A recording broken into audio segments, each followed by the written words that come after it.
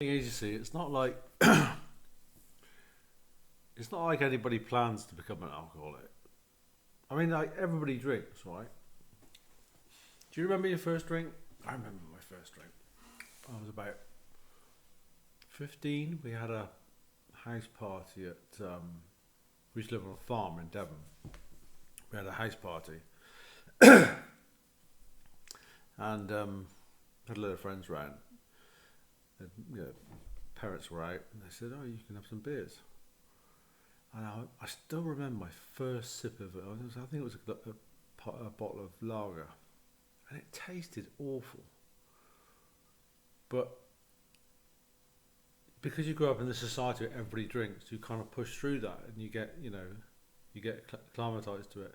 I didn't really drink properly till I was nearly 18, and my parents sold our farm and bought a pub. And I always joke that that was kind of like the end of me because obviously living in a pub, friends were all 18, we all drank. But I remember back then, even back when I was 18, that it wasn't something. I suppose it's like my life. I don't do things by half. So drinking was always a like, how much can I get inside me type of scenario.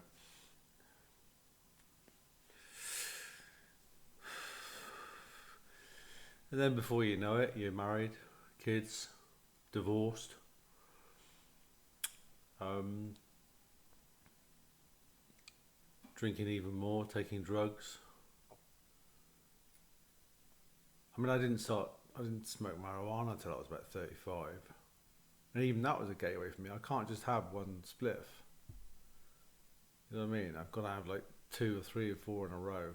I'll tell you a funny story. We grew some weed down at a friend's. He had like 20 acres. We grew some outside. And these fucking things turned into like 6 foot Christmas trees. They were absolutely enormous, lemon haze. And just, huge. We like watered them, used special nutrients. And yeah, they was really amazing. So we got to sort of October, at the end of September, October, and it was time to harvest them. I remember we were in my mate's caravan chopping all the herb up with gloves on, really sticky stuff. And I started rolling another joint, and my friend Simon said, "Tim, look at the ashtray."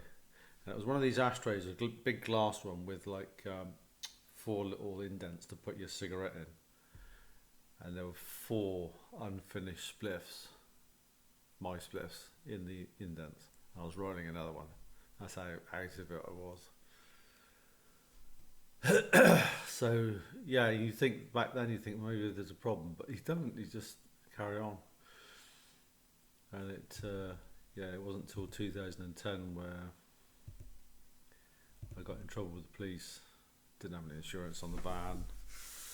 I got pulled over one day. I was trying to do this whole free man on the land thing, which is completely a straw man bollocks. You are a sovereign human being, all this la di la. Anyway, they took the van off me. I went home. About an hour later, knock at the door again. There's two coppers. I'm like, what the fuck do they want now? And can you come down and chat with us? I was like, yeah, come down. What's this? And previously, a week before, I'd bought a taser. Just stupidly bought a taser. I just saw an article in a newspaper. I think it was in the Daily Mail about how easy it was to get these things in the internet, and I bought one. And it came. I showed a friend, and he said, "You need to throw that away immediately." Put it in the door of my van. Forgot about it. Got pulled by the police, and that's what started the chain reaction, which nearly led me to, because it was a disguised one as a mobile phone, and if it's in English law, if it's a disguised taser, it's classed as a firearm. So I was looking at 5 years in prison just for being a dick, basically.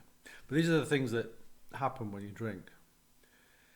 I'm not saying it happens to everybody, obviously, but you make poor decisions, I look at all my life decisions when I would used to drink, and there's no good ones in there. Very few good ones, anyway.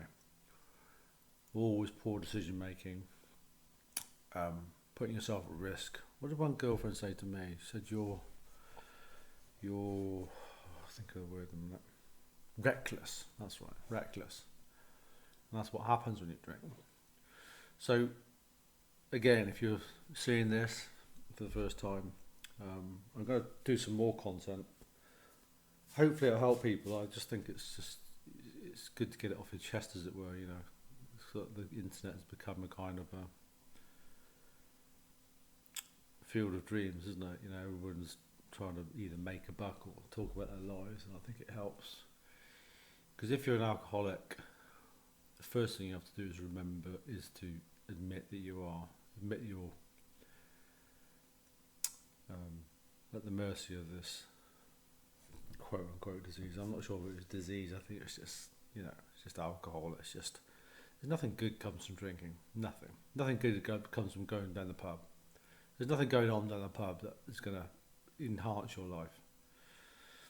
So if you're watching this and you want to stop drinking, I can assure you 100%, you know, 10 years on now, I'm doing really well, and life just continues to get better. And it's the freedom that you have from this thing that holds on to you and tells you need to do it day after day. Okay, so look after you.